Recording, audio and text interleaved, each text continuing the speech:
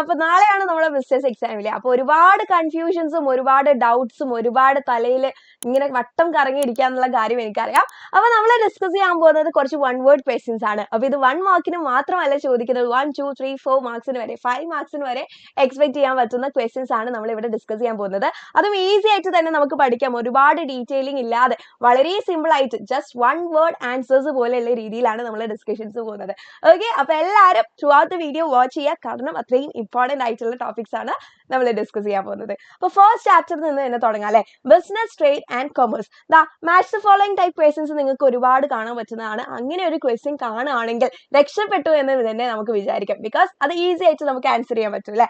Yes, അപ്പൊ ഇവിടെ നോക്കിയേ, hindrance of place, hindrance of risk, hindrance of finance, hindrance of knowledge ആണ് തന്നത്. ഇത് ഏതൊക്കെ ആയിട്ടാണ് നമുക്ക് മാച്ച് ചെയ്യാൻ പറ്റുക?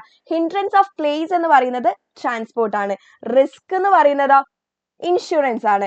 ഫിനാൻസ് എന്ന് പറയുന്നത് ബാങ്കിങ് ആണ്. ഹിൻഡ്രൻസ് ഓഫ് നോളജ് അഡ്വർടൈസിംഗുമായിട്ട് റിലേറ്റ് ചെയ്താണ് അല്ലെ. യെസ്, അപ്പൊ ഈ കാര്യങ്ങളൊക്കെ സാർ നമുക്ക് ഡിസ്കസ് ചെയ്ത് ക്ലിയർ ആക്കി തന്നതാണ്. അപ്പൊ ഇത്തരത്തിലൊരു ക്വസ്റ്റ്യൻ ഉറപ്പായിട്ടും ഈ ചാപ്റ്ററിൽ നിന്ന് നിങ്ങൾക്ക് പ്രതീക്ഷിക്കാവുന്നതാണ് കേട്ടോ. യെസ്, ഇനി which among the following is a cause of business risk? Business റിസ്കിന്റെ കോസ് ഏതാണെന്നാണ് നമ്മളോട് ചോദിച്ചത്. Change in fashion, strike or lockout, theft, all of this. Okay, അപ്പൊ ഇത് പല ഫാക്ടേഴ്സും ആണ്. ഈ എല്ലാ ഫാക്ടേഴ്സും എന്ത് ചെയ്യുന്നുണ്ട്? നമ്മുടെ ബിസിനസ് റിസ്കിന്റെ കോസ് ആണെന്ന് നമുക്ക് പറയാം. So we can say that option D, all of this ആണ് കറക്റ്റ് ആയിട്ടുള്ള ആൻസർ എന്ന് പറയുന്നത്. ഇനി അടുത്ത മൂന്നാമത്തെ ചോദ്യം, classify the following industries into primary, secondary and tertiary. അപ്പൊ ഇത്തരത്തിലുള്ള ഒരു ക്വസ്റ്റ്യൻ നമുക്ക് കാണാൻ പറ്റുന്നതാണ് കേട്ടോ. അപ്പൊ ഇതിൽ ഏതൊക്കെയാണ് primary? Mining and poultry farming നമുക്ക് പറയാം പ്രൈമറി ഇൻഡസ്ട്രീസ് ആണ്. ഓയിൽ റിഫൈനറിയും കൺസ്ട്രക്ഷൻ ഓഫ് ഡാംസും സെക്കൻഡറി ഇൻഡസ്ട്രീസ് ആണ്. And last banking and advertising tertiary industries ആണ്. ഓക്കെ, അപ്പൊ ഈ ചാപ്റ്ററിൽ ഇത് നിങ്ങൾ എന്തായാലും നിർബന്ധമായിട്ടും പഠിക്കണം കേട്ടോ. ഇനി അടുത്ത ചാപ്റ്ററിലേക്ക് പോകാം, ഫോംസ് ഓഫ് ബിസിനസ് ഓർഗനൈസേഷൻ അല്ലേ. അപ്പൊ അവിടെയും നമുക്കൊരു മാച്ച് ഓഫ് ഫോളോയിങ് ഡിസ്കസ് ചെയ്യാണ്ട് 4 മാർക്കിനൊക്കെ ചോദിക്കുന്ന ഒരു ചോദ്യമാണ്. Formed by an agreement. ഏത് ടൈപ്പ് ഓഫ് കമ്പനിയാണ്? ഏത് ടൈപ്പ് ഓഫ് ബിസിനസ് ആണ്? ഏതാണ് എഗ്രിമെന്റ് ബേസിസിൽ ഫോം ചെയ്തത്? പാർട്ട്ണർഷിപ്പ് ബിസിനസ് ആണ്. നോട്ട് ഷെയറിംഗ് പ്രോഫിറ്റ് ഒന്നും ഷെയർ ചെയ്യാത്തത്, ഒറ്റ ആള് ടേൺ ചെയ്യുന്ന ബിസിനസ് ആണല്ലേ, അതാണ് നമ്മുടെ സോൾ പ്രൊപ്രൈറ്റർഷിപ്പ് എന്ന് പറയുന്നത്. 1 man 1 vote. ഇത് മാച്ച് ഓഫ് ഫോളോയിങ് ചോദിച്ചില്ലെങ്കിൽ ഇതൊരു 1 word ആയിട്ടുള്ള രീതിയിലുള്ള ഒരു fill in the blanks questions പോലെയോ അല്ലെങ്കിൽ ജസ്റ്റ് ഒരു 1 മാർക്കിന്റെ ക്വസ്റ്റ്യൻ പോലെയോ ഉറപ്പായിട്ടും ചോദിക്കും. അപ്പൊ 1 man 1 vote എന്നുള്ളത് എവിടെയാണ്? ജോയിന്റ് സ്റ്റോക്ക് കമ്പനീസിലാണോ അല്ലെങ്കിൽ കോപ്പറേറ്റീവ് സൊസൈറ്റീസിലാണോ? എവിടെയാണ്? 1 man 1 vote എന്ന് പറയുന്നത് കോപ്പറേറ്റീവ് സൊസൈറ്റീസ് ആണ്. ഇനി അടുത്തത് ട്രാൻസ്ഫറബിലിറ്റി ഓഫ് ഷെയർസ് ആണ്. ട്രാൻസ്ഫറബിലിറ്റി ഓഫ് ഷെയർസ് എവിടെയാണ്? ജോയിന്റ് സ്റ്റോക്ക് കമ്പനീസിലാണ് നമുക്ക് എന്ത് ചെയ്യാൻ പറ്റുന്നത്? നമുക്ക് ഷെയർസ് ട്രാൻസ്ഫർ ചെയ്യാൻ പറ്റുന്നത്. ഇനി അടുത്തത് liability of Kartha in A joint Hindu family businesses limited ആണോ, അൺലിമിറ്റഡ് ലയബിലിറ്റി ആണോ, അല്ലെങ്കിൽ ഒരു ലയബിലിറ്റിയും ഇല്ലയോ, അല്ലെങ്കിൽ നൺ ഓഫ് ദിസ് ആണോ? കറക്റ്റ് ആൻസർ എന്ന് പറയുന്നത് liability of Kartha in joint Hindu family എങ്ങനെയാണ്? അൺലിമിറ്റഡ് ലയബിലിറ്റി ആണ് കേട്ടോ. ഇനി head of joint Hindu family business ആരാണെന്ന് ചോദിച്ചാൽ അവിടെ നിങ്ങൾ എഴുതണം കർത്തയാണെന്നുള്ള കാര്യം. അപ്പൊ ഒരു ക്വസ്റ്റ്യൻ തന്നെ നമ്മൾ 2 ആൻസേഴ്സ് പഠിച്ചിട്ടുണ്ട്. ഇനി അടുത്തൊരു മാച്ച് ദ ഫോളോയിങ് ക്വസ്റ്റ്യൻ ആണ് കേട്ടോ നോക്കാനുള്ളത്. പാർട്ട്ണർഷിപ്പ് നമുക്ക് എന്തുമായിട്ട് മാച്ച് ചെയ്യാം? പാർട്ട്ണർ ആണ് അല്ലെ. ഇനി HUF എന്താ? കോ പാർട്ട്ണർ ആണ്. ജോയിന്റ് സ്റ്റോക്ക് കമ്പനിയിൽ എന്താണുള്ളത്? ഷെയർ ഹോൾഡേഴ്സ് ആണ്. കോപ്പറേറ്റീവ് സൊസൈറ്റീസ് ഫോം ചെയ്തത് സർവീസ് മോട്ടീവ് ബേസ് ചെയ്തിട്ടാണ്. ഓക്കെ, ഇനി അടുത്ത മൂന്നാമത്തെ ചാപ്റ്ററിലേക്കാണ് പോകുന്നത്. Private, public and global enterprises ആണ്. What is the minimum portion that the government should hold in the paid up capital of a government company? Government എത്ര hold ചെയ്യണം എന്നാണ് ചോദിച്ചത്. എത്രയാണ്? 51% ആണ്. ഒരുപാട് ചോദ്യ പേപ്പറിൽ റിപ്പീറ്റഡ് ആയിട്ട് കണ്ടിട്ടുള്ള ഒരു ക്വസ്റ്റ്യൻ ആണ് ഇത്. നിങ്ങൾ മിസ് ഔട്ട് ചെയ്യരുത് കേട്ടോ. ഇനി next, choose a characteristics which is not related to departmental undertaking. അപ്പൊ ഇത്തരത്തിലുള്ള ക്വസ്റ്റ്യനിൽ നിങ്ങൾ ഇതാ ഈ നോട്ട് എന്ന് പറഞ്ഞ വില്ലനെ നിങ്ങൾ ശ്രദ്ധിക്കേണ്ടതുണ്ട്. അപ്പൊ ഉള്ളതാണോ ഇല്ലാത്തതാണോ എന്നുള്ള കാര്യം ശ്രദ്ധിച്ചിട്ട് മാത്രം നിങ്ങൾ എന്ത് ചെയ്യുക? ആൻസർ ചെയ്യുക. അപ്പം ഡിപ്പാർട്ട്മെന്റൽ അണ്ടർടേക്കിംഗിൽ പെടാത്തത് ഏതാണെന്നാണ് ചോദിച്ചത്. അപ്പൊ നമുക്ക് എന്ത് പറയാം? The revenue earned is paid in to the government treasury. അത് അതിൽ പെടുന്നതാണ് അല്ലെ. അപ്പൊ ഇതല്ല. It is establish by a special act of the parliament or state legislature ആണോ ഡിപ്പാർട്ട്മെന്റൽ അണ്ടർടേക്കിംഗ് എന്ന് പറയുന്നത്? അല്ല. അപ്പൊ ഇതിൽ പെടാത്തത് ഓപ്ഷൻ ബി ആണ് കേട്ടോ. ഇനി അടുത്തതുകൂടെ നമുക്കൊന്ന് ഡിസ്കസ് ചെയ്യാം. ക്യാരക്ടറിസ്റ്റിക്സ് ആണോ അല്ലയോ എന്ന് നോക്കാം. It is accountable to the concern ministry എന്ന് പറയുന്നത് ഡിപ്പാർട്ട്മെന്റൽ അണ്ടർടേക്കിംഗിന്റെ ക്യാരക്ടറിസ്റ്റിക്സ് ആണ്. ഇനി its employees are governed servants, അതും ഡിപ്പാർട്ട്മെന്റൽ അണ്ടർടേക്കിംഗിന്റെ ക്യാരക്ടറിസ്റ്റിക്സ് ആണെന്ന് നമുക്ക് പറയാം അല്ലെ. So the characteristics which is not related to departmental undertaking ഏതാണ്? It is establish by a special act of parliament or state legislature എന്ന് പറയുന്നത് ഡിപ്പാർട്ട്മെന്റൽ അണ്ടർടേക്കിങ്ങിന്റെ ക്യാരക്ടറിസ്റ്റിക്സ് അല്ല. അപ്പൊ ഇതിൽ തെറ്റായിട്ടുള്ളത് ഓപ്ഷൻ ബി ആണ്.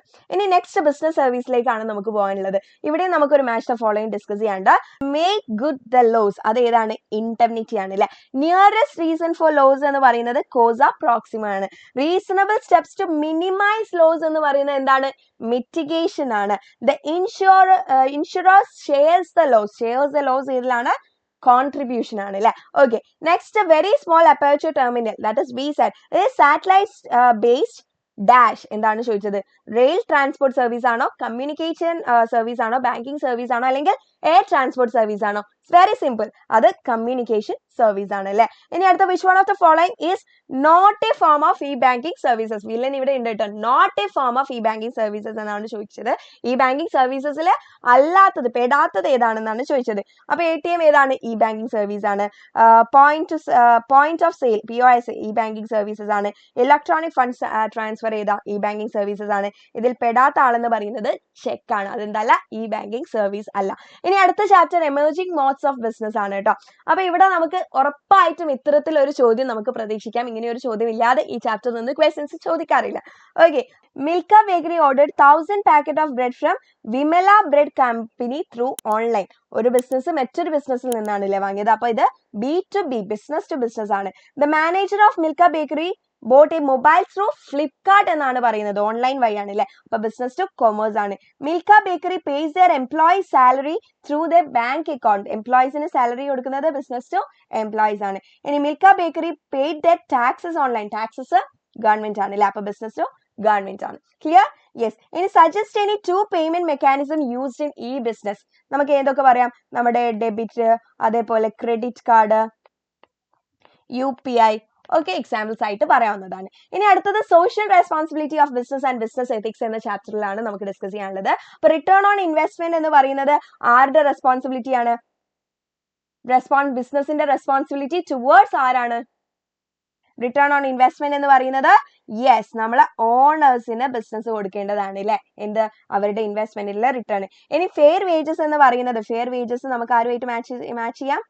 ഫെയർ വേജസ് യെസ്, അത് നമ്മുടെ എംപ്ലോയീസുമായിട്ട് നമുക്ക് മാച്ച് ചെയ്യാം. എംപ്ലോയീസിന് നമ്മൾ എന്ത് കൊടുക്കണം? ഫെയർ ആയിട്ടുള്ള വേജ് കൊടുക്കണം. ഇനി പേയ്മെന്റ് ഓഫ് ടാക്സ് എന്ന് കാണുമ്പോൾ തന്നെ ആരെ ഓർക്കണം? നമ്മളെ ഗവൺമെന്റിനെ ഓർക്കണം. ക്വാളിറ്റി പ്രൊഡക്ട്സ് ബിസിനസ് ആർക്ക് കൊടുക്കേണ്ടതാണ്? കൺസ്യൂമേഴ്സിന് കൊടുക്കേണ്ടതാണ്. അപ്പം quality product responsibility to customers ആണ്. And prompt payment responsibility to suppliers ആണ്. ഇനി carbon monoxide emitted by automobiles causes dash pollution എന്നാണ് ചോദിച്ചത്.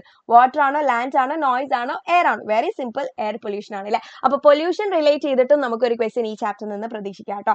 ഇനി അടുത്തത് produce goods and services as society want and sell them at a profit എന്ന് പറയുന്നത് economic responsibility ആണ്, നമുക്കറിയാം. ഇനി responsibility to operate with the laws of the country എന്ന് പറയുന്നത്, ലോ എന്ന് പറയുമ്പോൾ തന്നെ നമുക്ക് മനസ്സിലാവണം അത് ഏത് റെസ്പോൺസിബിലിറ്റി ആണ്? ലീഗൽ റെസ്പോൺസിബിലിറ്റി ആണ്. ഇനി helping people of affected area of natural calamity, ഇത്തരത്തിലുള്ള ഒരു ക്വസ്റ്റ്യൻ ഉറപ്പായിട്ടും നമുക്ക് എക്സാമിന് കാണാം. അപ്പൊ ഇത് ഏതാണ്? ഇത് ഏത് റെസ്പോൺസിബിലിറ്റി ആണ്? ഡിസ്ക്രിഷണറി റെസ്പോൺസിബിലിറ്റി ആണ്. നാച്ചുറൽ കലാമിറ്റീസിന്റെ സമയത്തൊക്കെ ആളുകളെ ഹെൽപ്പ് ചെയ്യുന്നതൊക്കെ എന്താണ്? ഡിസ്ക്രിഷണറി റെസ്പോൺസിബിലിറ്റീസിൽ പെട്ടതാണ്.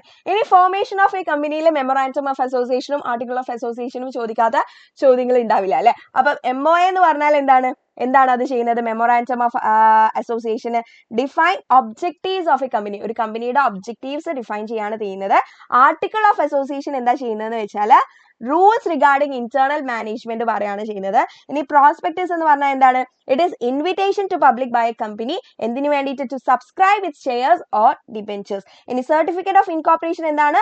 Birth certificate of a company ആണ് എന്ത്? സർട്ടിഫിക്കറ്റ് ഓഫ് ഇൻകോർപ്പറേഷൻ എന്ന് പറയുന്നത്. ഇനി ഇതാ നമ്മുടെ സ്റ്റേജസ് ഇൻ ഫോർമേഷൻ ഓഫ് കമ്പനിയിലെ ഫസ്റ്റത്തെ സ്റ്റെപ്പ് എന്താണ്, അല്ലെങ്കിൽ ഫസ്റ്റത്തെ സ്റ്റേജ് എന്താണെന്നാണ് ചോദിച്ചത്. ഇവിടെ തന്നെ ഓർഡറിലാണ് തന്നത്. ഫസ്റ്റ് സ്റ്റേജ് എന്ന് പറയുന്നത് പ്രൊമോഷൻ ആണ്, അത് കഴിഞ്ഞിട്ട് incorporation, racing of capital and finally commencement of business. Okay, ഇനി അടുത്ത chapter sources of business finance ആണ് കേട്ടോ. അപ്പൊ fill in the series as per hint given. ഒരു ഹിന്റ് നമുക്ക് തന്നിട്ടുണ്ട്.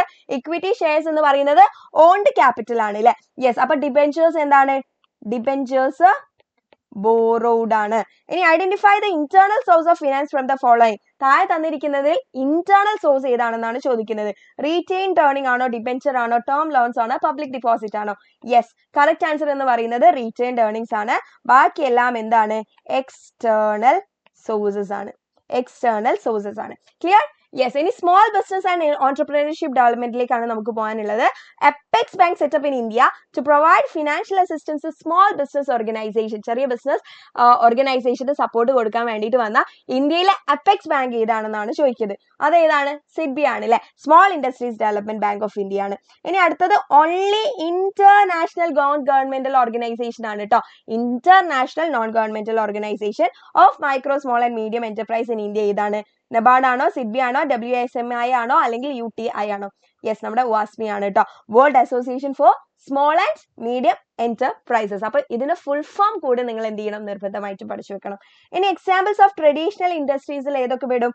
ഹാൻഡ്ലൂംസ് ട്രഡീഷണൽ ഇൻഡസ്ട്രീസ് ആണ്, കോയർ ഇൻഡസ്ട്രീസ് ട്രഡീഷണൽ ആണ്, ഹാൻഡിക്രാഫ്റ്റ് ട്രഡീഷണൽ ആണ്. അപ്പൊ നമുക്ക് എന്ത് പറയാം? All of this traditional industries ആണെന്ന് പറയാം. ഇനി അടുത്ത ചാപ്റ്റർ ഇന്റേണൽ ട്രേഡ് ആണ് അല്ലെ. This type of retail shops operate on the principles of self service. Self service എന്നുള്ളത് കാണുകയാണെങ്കിൽ വേറെ ഒന്നും നോക്കാനില്ല. അത് ഏതാണ്? സൂപ്പർ മാർക്കറ്റ്സ് ആണ്. ഓക്കെ, അപ്പൊ ഇത് ഏത് റീറ്റെയിൽ ഷോപ്പാണ്? സൂപ്പർ മാർക്കറ്റ് ആണ്. സെൽഫ് സർവീസ് കണ്ടാൽ തന്നെ അപ്പോൾ ഇത് അത് സൂപ്പർ മാർക്കറ്റ് ആണ്. സെയിം എക്സ്പെക്ട് ചെയ്യാൻ പറ്റുന്ന ഒരു ചോദ്യമാണ് കേട്ടോ ഇത്. Who among the following act as the link between ഹോൾസെയിലറും അതേപോലെ കൺസ്യൂമേഴ്സിന്റെയും കണക്ട് ചെയ്യുന്ന ഇടയിലുള്ള ലിങ്ക് ആരെന്നാണ് ചോദിക്കുന്നത്.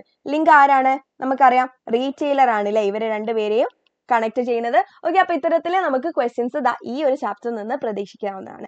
ഇനി ലാസ്റ്റ് നമുക്ക് ഇന്റർനാഷണൽ ബിസിനസ് ആണ് ഡിസ്കസ് ചെയ്യാനുള്ളത്. Which one of the following is not an export document? Export document അല്ലാത്തത് ഏതാണെന്നാണ് ചോദിച്ചത്. Letter of credit export document ആണ്, bill of lading export document ആണ്, certificate of origin export document ആണ്. പക്ഷേ bill of entry export document അല്ല, അത് import document ആണ്. അപ്പൊ നിങ്ങൾ നിർബന്ധമായിട്ടും ഇമ്പോർട്ട് ഡോക്യുമെന്റ് ഏതാണെന്നും എക്സ്പോർട്ട് ഡോക്യുമെന്റ് ഏതാണെന്നും ക്ലാസിഫൈ ചെയ്തിട്ട് തന്നെ പഠിക്കാം കേട്ടോ. ഇനി അടുത്ത ചോദ്യം നോക്കിയേ. Receipt issued by the commanding officer of the ship when the cargo is loaded on the ship is known as. സ്ഥിരമായിട്ട് ചോദിക്കുന്ന ഒരു ക്വസ്റ്റ്യൻ ആണ്. ഓക്കെ, നമ്മുടെ ഷിപ്പിലെ കമാൻഡിംഗ് ഓഫീസർ കാർഗോ ലോഡ് ചെയ്തതിന് ശേഷം ഇഷ്യൂ ചെയ്യുന്ന റിസിപ്റ്റിനെ നമ്മൾ എന്താണ് പറയുന്നത്? ഷിപ്പിംഗ് ബില്ലാണോ, മേറ്റ്സ് റിസീപ്റ്റ് ആണോ, കാർഗോ റിസീപ്റ്റ് ആണോ, അല്ലെങ്കിൽ ഷിപ്പിംഗ് ഓർഡർ ആണോ? യെസ്, സംശയം വേണ്ട, മേറ്റ്സ് റിസീപ്റ്റ് ആണ്. അപ്പൊ ഇത് വൺ വേർഡിൽ ചോദിച്ചിട്ടില്ലെങ്കിൽ 2-3 മാർക്സിനൊക്കെ നമുക്ക് എക്സ്പെക്ട് ചെയ്യാൻ പറ്റുന്ന ഒരു ചോദ്യമാണ് ഏത്? മേറ്റ്സ് റിസീപ്റ്റ് എന്താണെന്നുള്ളത്. ഓക്കെ, സോ ബൈ ദിസ് ഏറ്റവും ഇമ്പോർട്ടന്റ് ആയിട്ടുള്ള വൺ വേർഡ് ക്വസ്റ്റ്യൻസ് ഒക്കെ നമ്മൾ ഡിസ്കസ് ചെയ്തിട്ടുണ്ട്. അപ്പൊ നിർബന്ധമായിട്ടും നിങ്ങൾ ഈ ഇത്രയും പറഞ്ഞിരിക്കുന്ന ക്വസ്റ്റ്യൻസ് മനസ്സിലാക്കി പഠിച്ചു എന്ന് ഉറപ്പ് വരുക. കാരണം ഈ തരത്തിലുള്ള ക്വസ്റ്റ്യൻസ് ആണ് നമുക്ക് നാളെ എക്സാമിന് പ്രതീക്ഷിക്കാൻ പറ്റുന്നത്. ഓക്കെ, അപ്പൊ താഴെ നിങ്ങൾ എന്ത് കമന്റ് ചെയ്യണം? നിങ്ങൾക്ക് വേണ്ടിയിട്ട് ഒരു ക്വസ്റ്റ്യൻസ് ചോദിക്കട്ടെ. യെസ്, ഇമ്പോർട്ട് ഡോക്യുമെന്റ്സിൽ വരുന്ന ഒരു 2 ഡോക്യുമെന്റ്സ് ഏതാണെന്ന് താഴെ കമന്റ് ബോക്സിൽ കമന്റ് ചെയ്യുക. And please do watch our live session today. By.